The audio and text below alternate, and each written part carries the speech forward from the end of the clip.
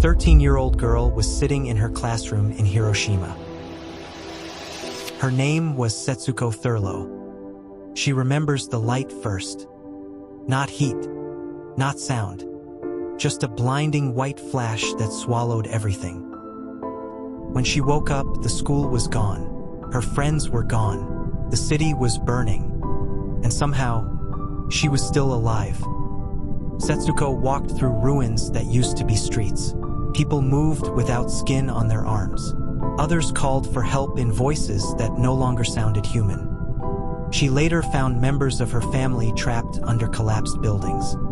They begged her to bring water. She did. And when she returned, they were dead. Surviving Hiroshima should have been the end of her nightmare.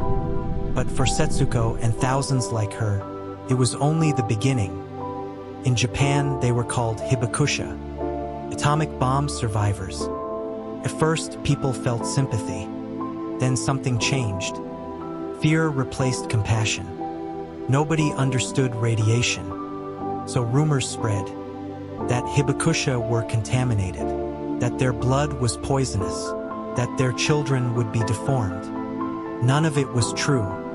But fear doesn't need facts. Setsuko watched survivors get rejected from jobs, rejected from marriages, rejected from entire communities. Some were told quietly, "We can't hire you. You might die early. You might bring shame."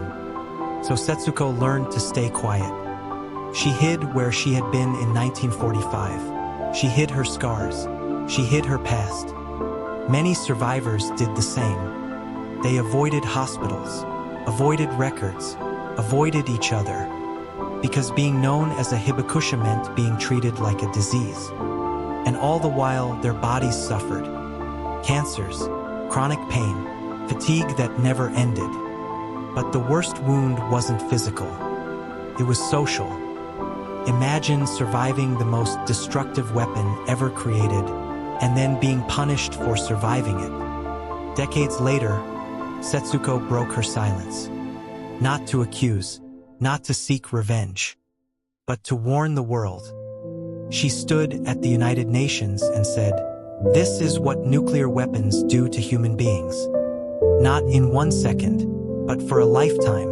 Most hibakusha are elderly now. Their voices are fading.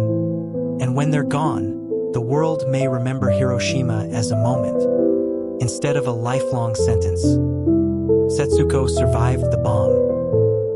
But the real story is what came after.